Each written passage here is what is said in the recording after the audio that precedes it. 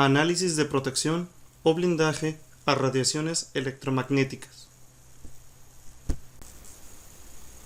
De acuerdo a la teoría electromagnética, cualquier dispositivo que maneje voltajes y corrientes eléctricas emite cierta cantidad de ondas electromagnéticas al exterior del mismo, con determinadas características de longitud de onda, frecuencia, amplitud, etc. Dichas ondas electromagnéticas pueden interferir con algún otro dispositivo eléctrico-electrónico, sensible a las características de las ondas extrañas, alterando su funcionamiento. También se producen ondas electromagnéticas por diferentes fenómenos naturales que pueden alterar notablemente el funcionamiento de ciertos dispositivos. Teoría del blindaje electromagnético. Se define como elemento de blindaje a un material conductor colocado entre dos regiones específicas. Tal material controlará la propagación de ondas de los campos eléctrico y magnético de una región a otra. Es válido decir entonces que un material utilizado como blindaje cumple los propósitos opuestos a los de una antena, impide la salida o llegada de ondas electromagnéticas a un determinado lugar. De acuerdo a esto, se puede colocar un blindaje a una fuente de ruido para contener los campos electromagnéticos y brindar protección a cualquier equipo sensible localizado fuera del blindaje. O bien, podrá colocarse el blindaje a un equipo predeterminado para evitar que sea perturbado por campos extraños. Sin embargo, esta protección solo será efectiva para el equipo contenido en el blindaje. Las características de los campos eléctrico y magnético están dadas por la fuente y el medio en el que se encuentra, y la distancia entre la fuente y el punto de observación. Si el punto está muy cercano a la fuente, las propiedades de los campos dependen básicamente de la fuente. Si el punto está muy alejado de la fuente, entonces las propiedades de los campos dependen principalmente de su medio de propagación. Por tanto, el espacio que rodea una fuente de radiación puede clasificarse respecto a dos regiones. Se considera que el punto está cerca de la fuente si la distancia entre ambos no es mayor a una sexta parte de la longitud de onda, y el campo será predominantemente eléctrico si la impedancia de la fuente es alta, antena dipolo, y predominantemente magnético si la impedancia de la fuente es baja, antena bobina. La región alrededor de esta distancia base, longitud de onda entre 2π, es, por tanto, la región de transición entre los campos lejanos y los campos cercanos. La presente imagen muestra la variación de impedancia de la onda electromagnética en relación a la distancia de la fuente normalizada, en el cual se observa que la impedancia de la onda electromagnética se acerca al valor 377 una vez superada la región de transición. Para cualquier onda electromagnética se define como impedancia de onda a la relación que se muestra en la ecuación 1, es decir, la impedancia de la onda es igual a la relación de la intensidad del campo eléctrico entre intensidad del campo magnético.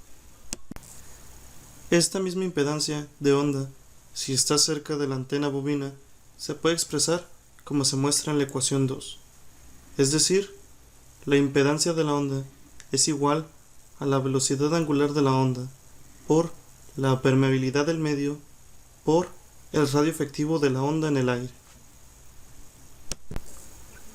Se define como impedancia característica del medio a la expresión mostrada en la ecuación 3.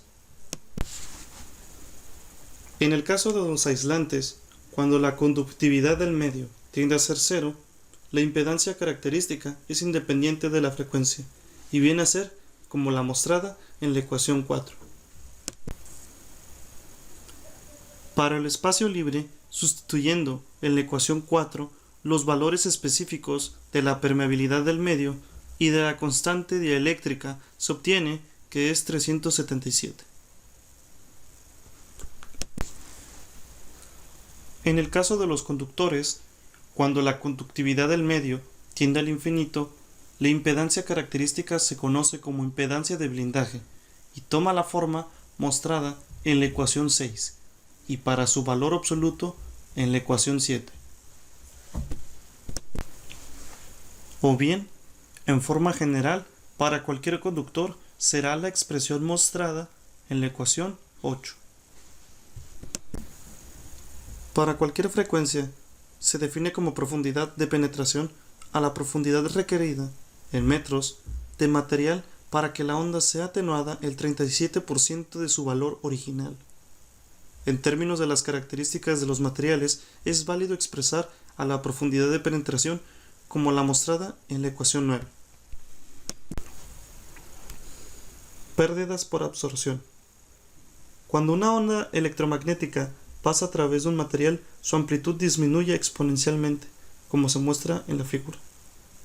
Tal decaimiento ocurre debido a que las corrientes inducidas en el material producen pérdidas óhmicas y calentamiento dentro del material.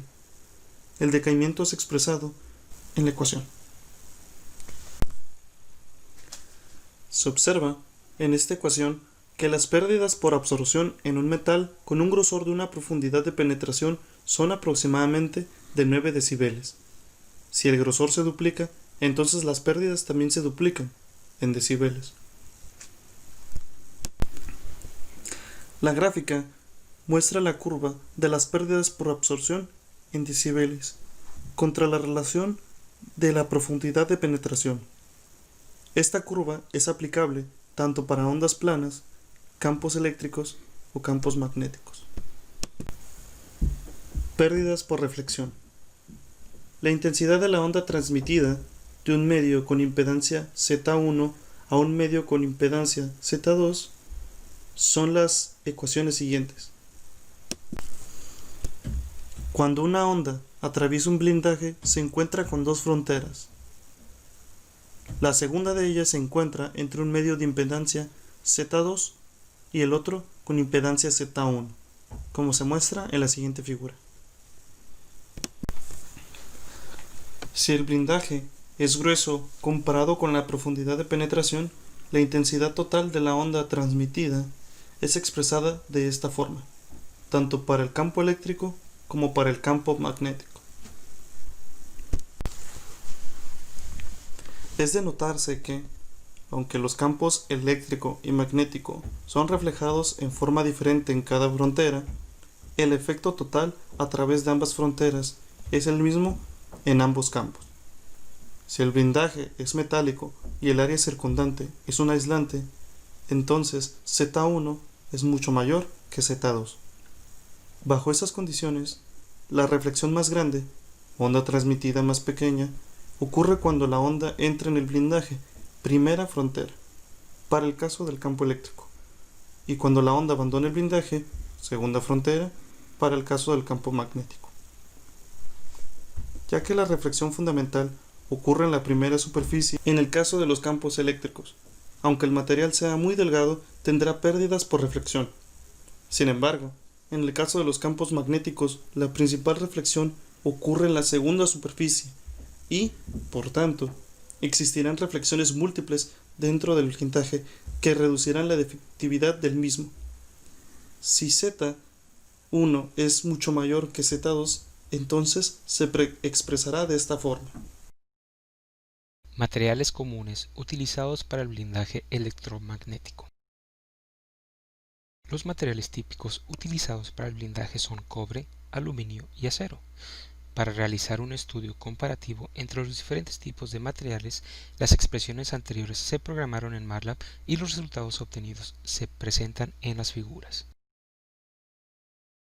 Observamos que la atenuación de la reflexión es más importante que un campo eléctrico que para un campo magnético, porque la impedancia de onda es más importante para el campo eléctrico. Por lo tanto, el material tiene un papel importante teniendo en cuenta la impedancia del escudo. En la figura mostrada, notamos que la atenuación de la reflexión es menos importante para el acero que para el cobre, porque la conductividad del acero es menor que la conductividad del cobre. Al comparar estos gráficos, notamos que la distancia fuente-escudo influye en la atenuación de la reflexión. Los gráficos a continuación representan la pérdida de absorción para aluminio y acero, en función de la frecuencia para diferentes espesores. Al comparar las gráficas 3 y 14, observamos que el acero protege mejor que el aluminio, pero 3 milímetros de acero comienzan a ser pesados. La curva siguiente muestra los diferentes términos de efectividad del blindaje.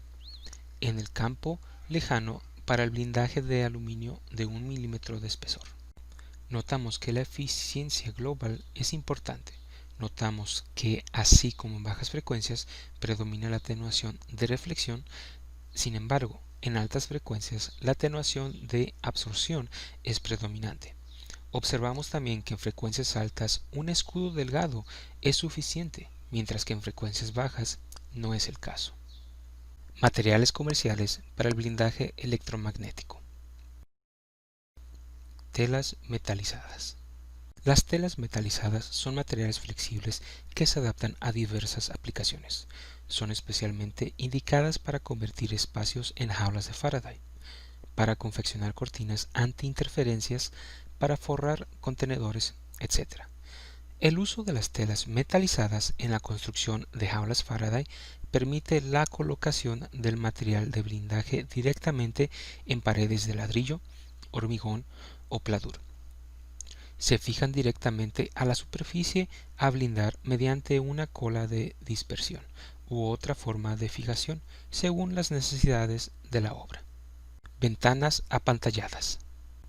Las ventanas apantalladas proporcionan una eficacia de blindaje muy alta para las aplicaciones muy exigentes, por ejemplo, el blindaje de las salas MRI y las jaulas de Faraday. Formadas con una base de cristal o policarbonato, las ventanas incorporan una malla fina que combina una buena visibilidad con una alta eficacia de blindaje a las radiofrecuencias.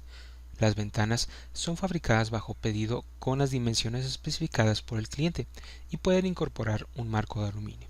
Juntas de puerta. Las juntas de puertas apantalladas sirven para rellenar el espacio entre la puerta y su marco cuando la puerta está cerrada con un material conductivo. Las juntas apantalladas están fabricadas de neopreno con revestimiento de un textil conductivo. Un lado de la junta tiene una cinta adhesiva para facilitar su instalación. Filtros de radiofrecuencias. Filtros de radiofrecuencias para líneas de suministro eléctrico y líneas de datos, usados para evitar la entrada de señales de alta frecuencia en jaulas de Faraday, cámaras necoicas y otros espacios que requieren apantallamiento electromagnético de muy alta sensibilidad. Dispositivos de medición para campos electromagnéticos. Un detector de EMI es para medir radiaciones electromagnéticas emitidas por aparatos eléctricos como televisores, lámparas, ordenadores, conductores de corriente, pantallas e instalaciones eléctricas industriales. Técnicas de aislamiento del componente eléctrico. Los cables de suministro eléctrico emiten campos eléctricos, incluso cuando los equipos eléctricos no están encendidos. Los campos magnéticos, en cambio, solo se generan cuando hay una corriente eléctrica, es decir, cuando el equipo está en marcha. Los campos eléctricos de baja frecuencia se miden en unidades de voltios por metro. En los lugares de trabajo tipo administrativos, los campos eléctricos generados con cables de suministro están relacionados con la hipertrofia semicircular. En las viviendas, los campos eléctricos generados por el alumbrado han sido vinculados con alteraciones en el sueño según algunos estudios. Existen técnicas y materiales de aislamiento del componente eléctrico del campo electromagnético, aptos para diversas aplicaciones, como son cables y regletas apantalladas, desconectores de red, materiales conductivos. Cables y regletas apantalladas. Hay diferentes tipos de cables en los cuales se puede proteger un ordenador, impresora, lámpara u otro equipo eléctrico, para así minimizar u omitir la emisión de campo eléctrico en el espacio. Estos son unos ejemplos de cables y regletas apantalladas que se encuentran en el mercado, dependiendo del uso que uno le quiera dar.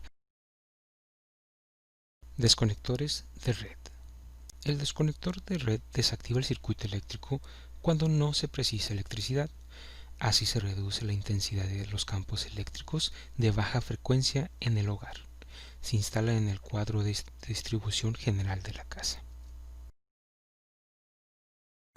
Materiales conductivos. Para eliminar los campos eléctricos propios de la frecuencia de la red eléctrica, utilizamos materiales conductivos conectados a una toma de tierra eléctrica. Esta toma de tierra impone un potencial de 0 voltios en el material, y así se anula el campo eléctrico producido por la fuente de voltaje. Estos materiales pueden ser pinturas conductivas o mallas metálicas que blindan los campos eléctricos generados por instalaciones eléctricas en viviendas y por maquinaria eléctrica en el ambiente laboral. Conclusión. A manera de conclusión, presentamos estos 3 puntos relevantes. 1. Para el estudio de blindaje electromagnético es necesario poseer conocimientos previos referente a la teoría electromagnética. 2. Para considerar si un sistema requiere de protección electromagnética, se realiza un estudio en el que se determina a qué frecuencia de ondas electromagnéticas pueden ser dañinos para el sistema en el entorno en el que se encuentra. 3. Hay diversos materiales que pueden ser utilizados como material de blindaje electromagnético. Sin embargo, los materiales especializados, que son las aleaciones o materiales compuestos por diversos elementos, son los que brindan un mejor blindaje electromagnético. Gracias por su atención.